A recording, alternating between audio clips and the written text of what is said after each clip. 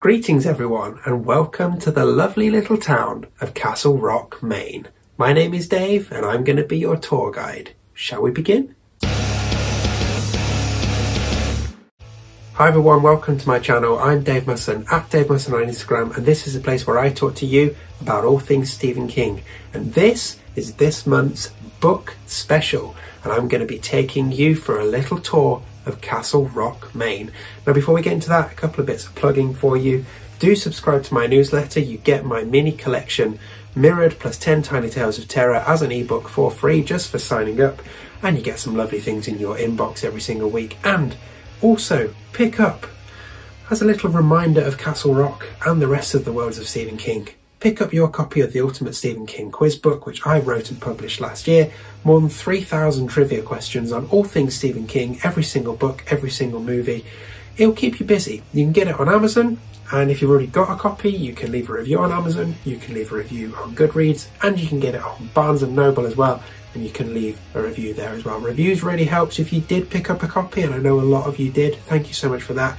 If you did pick up a copy and you enjoyed it, maybe consider giving it a rating and review and help spread the word a little bit further about this book that I spent 2 years writing. So today, as I mentioned, I am your tour guide for Castle Rock, Maine. This is a special that a bunch of you have requested, so I'm going to go through in a spoiler-free fashion all of the stories you need to read to really get your head around this lovely little town that Stephen King created.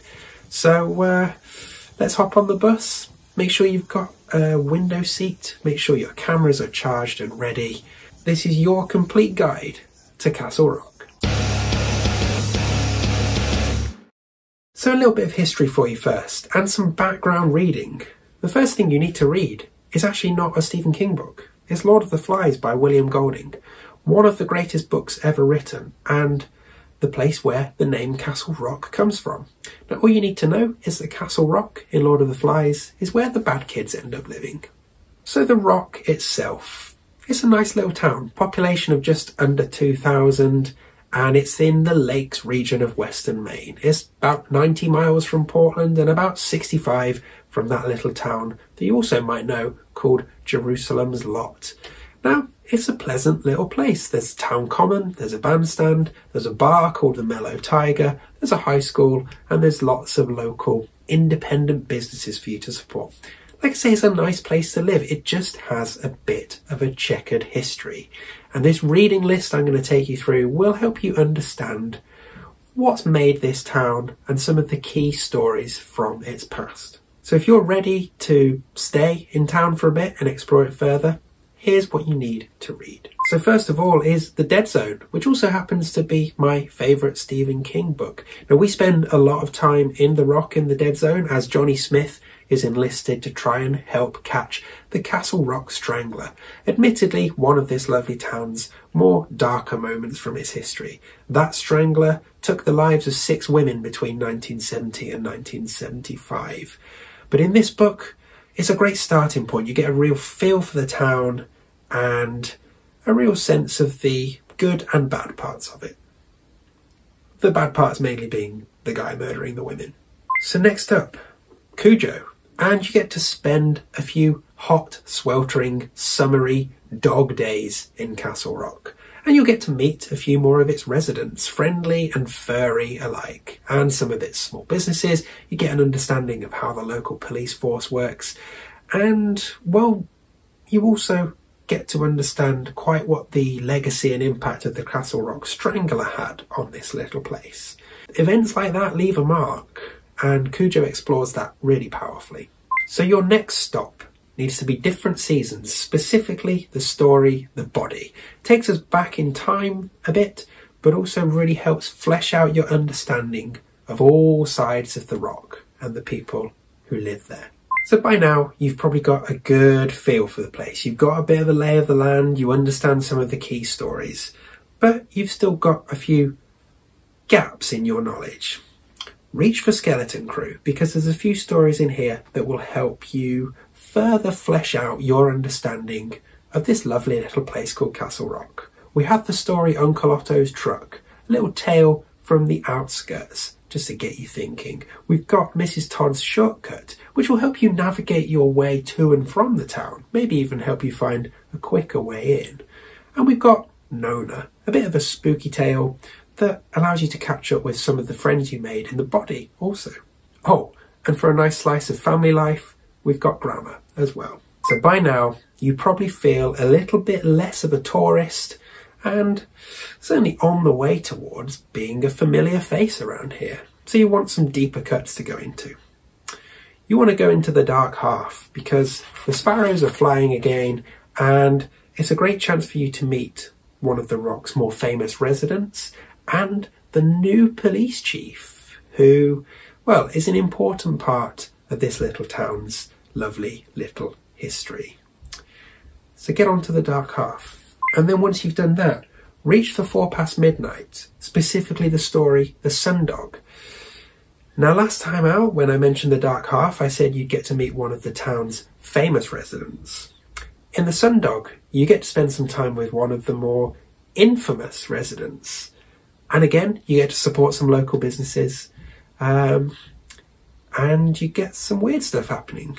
And you get to meet another dog. We like dogs in Castle Rock. After that, you are ready for the big one. You are ready for the tale that is etched into the hearts and minds of every single Castle Rock resident. That is Needful Things. With this book, you really get to meet everyone. And you'll understand why we're a little hesitant sometimes when a new business shows up. Which is probably why Holy Friholy struggled a few years later down the line, as you'll get to in Elevation. But this is an important read. This is perhaps the read for Castle Rock. But if you don't do all the stuff I've already mentioned beforehand, you won't get anywhere near as much out of it. So make sure you're ready for this one. It's quite explosive. So after Needful Things, you might want a bit of a break from the Rock, and I understand that. But this town and its lovely residents, well, we're always here and ready to welcome you back whenever you fancy it. If you may be just passing through, hit up It Grows on You from Nightmares and Dreamscapes, just to remind you of what you liked and maybe didn't like about the Rock. After that, you might fancy a couple of weekends away in the Rock just to reacclimatise yourself and maybe see what's changed. So check out Bag of Bones, you get to spend some time with the Rock there. Likewise, Lizie's Story, and you get to meet another famous resident in this one. So definitely worth having a look. So if all of that has got you thinking, maybe I should go and spend a bit more time back in the Rock, you probably want to get yourself up to speed on some of the more smaller stories from around town, just to make sure that when you walk into those cafes and when you walk into the Mellow Tiger, you know what people are talking about. You won't be seen as an outsider. So go for the Bazaar of Bad Dreams and check out Premium Harmony and Drunken Fireworks. They're kind of local legends that will just make sure you know where the conversation's going, really. By now, you're ready to wrap things up, at least for the time being. After all, this is a living and breathing town, and it's making history all the time. You could be part of that, but just to make sure you're fully up to speed, you want to reach for the Gwendy's trilogy first. So Gwendy's Button Box gives us some more historical context. We get a bit more 70s rock, which is a lot of fun. Then we go into the hands of Gwendy's Magic Feather, which is a bit late 90s, early noughts, and again gives you a sense of how the town has grown, before bringing us right up to speed with Gwendy's Final Task. Again, another chance to revisit the Rock and see what's changed. And while we're talking current day Rock and what's changed, the last thing you need to check out is Elevation. I mentioned Holy Friholy's earlier, a business that gets established in this story, and with this one, you also, for the first time, unbelievably, get to experience the annual 12k race that takes place the day after Thanksgiving and is called the Turkey Trot. Follow the route round, see if you recognise any of the names of the streets as well. There's a few familiar faces there. It's your chance to be part of Castle Rock. Okay, so that is your guide to Castle Rock. Happy reading, and of course, don't forget to send a postcard. So there we go, that's this month's book special done. I hope you enjoyed the little guide to Castle Rock. Nice little place to live, isn't it? Before I wrap up, don't forget to subscribe to this channel, don't forget to subscribe to my newsletter, buy my quiz book if you haven't already, review it if you have, and check out this random special that I'm going to put up here as well. We're back on to the movies next time, so stick around for that. There's one more special to go before we jump into our chronological walkthrough. But thanks as ever for watching. Appreciate your support. Love you lots. See you soon.